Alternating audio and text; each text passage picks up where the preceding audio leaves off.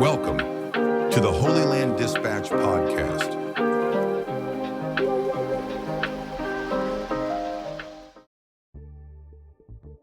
One of the ways the left worldwide dominated public debate was pushing the individual into a corner via shaming.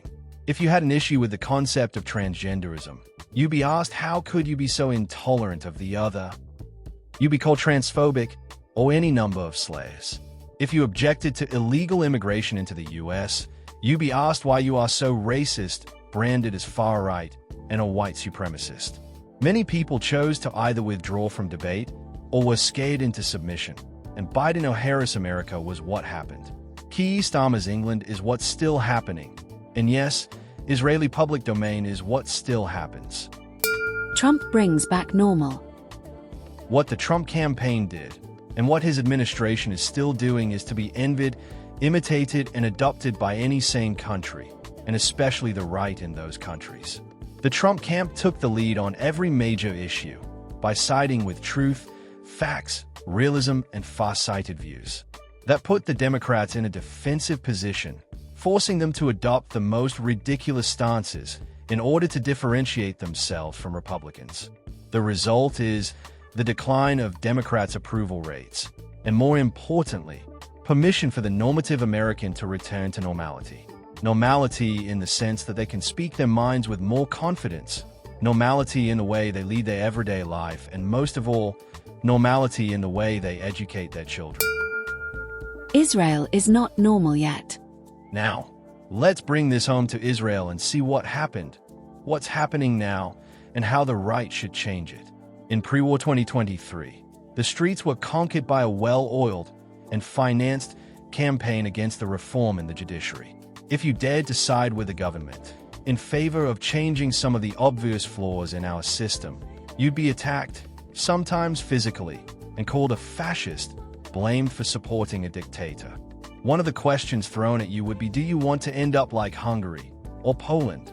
If you say that you believe we should be fighting Hamas with a lot more aggression, completely taking over the Gaza Strip, and clearing it from this barbaric terrorist organization, best case, you'd be immediately attacked for not caring about the hostages. A less best case would see you named war criminal or again fascist. If you believe that Israel should maintain its Jewish identity and strengthen it through education and minimal observance on a national level, you'd be called an oppressor, a racist, and of course, their favorite, fascist. If you claim that Netanyahu should benefit from the right to be held innocent until proven guilty, just like any one of us would want for himself, you'd be called all of the above, dubbed a supporter of the corrupt or the criminal BB. The appropriate nickname you'd earn, and believe me, I did, is baboon. Make Israel normal again. This is still an issue today. The media is mostly left-leaning. The people who are controlled by the Netanyahu derangement syndrome are the ones moved to action. And the right? The right in Israel, for the most part, is extremely passive. The main reasons are that Netanyahu is the sitting PM, and his supporters are a bit lulled into a dangerous sense of security, as well as the conservative tendency to be caretakers or gracious. They rarely demonstrate, and they're the most apologetic people across the political spectrum. Be like Trump. It's time the Israeli right starts doing the right thing, which is going on the offense. Netanyahu and his closer circle already started, albeit a little apologetically. Old habits die hard. It's time for us, civilians on the right, to start taking the initiative. That means losing the need to apologize for loving the country. That means refusing to accept false narratives. Examples: we reject the premise behind the accusation of being fascist for supporting the reform in the judiciary. There is no supporting evidence whatsoever that Hungary became any less democratic under Orban. In fact, it became likely the most sane country in all of Europe. We reject the premise behind the accusation of being unempathetic to the hostages. Without serious military pressure, there's no chance of freeing them. We know that because Gilad Shalit was held for 5 whole years, without military pressure, and because any recent deal came at the heels of an IDF offensive. We know this. And because we have empathy for the hostages, we support escalation of military pressure on our enemy. We also have empathy for families of fallen soldiers who sacrificed everything in order to try and release hostages. We also have empathy for the rest of the population of Israel, which will be put under unreasonable risk in the future if we succumb to the demands of those who butchered our people. We reject the premise of multiculturalism in Israel. Israel is the one Jewish state, and we've seen, at least our grandparents did, what happens when one doesn't exist. We reject the premise of Israel being a theocracy, just because government offices are closed for Shabbat. The link between Israel and Judaism is not optional, it's the essence of our existence. We reject the premise of Netanyahu being convicted before the court convicts him.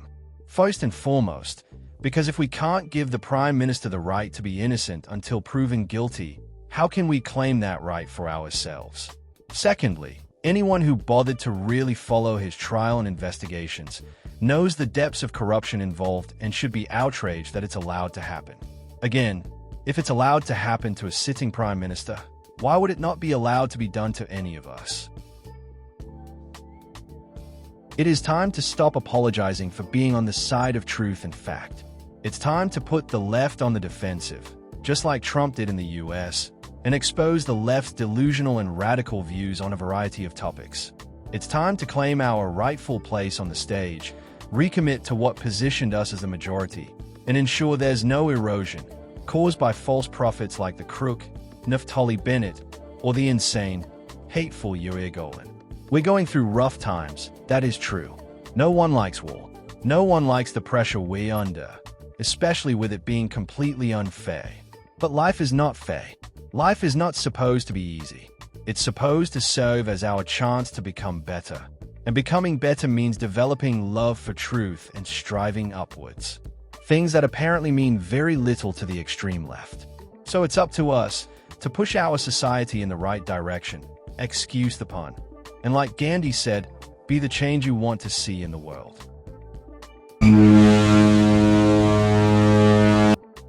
Thank you for your time. If you enjoy the Holy Land Dispatch, please consider subscribing for free on https://gilshler.substack.com. You can find me also on YouTube at Gilshler. Want to buy me a coffee? You can do that too at https://ko-fi.com/Gilshler. Thanks again. See you on the next episode.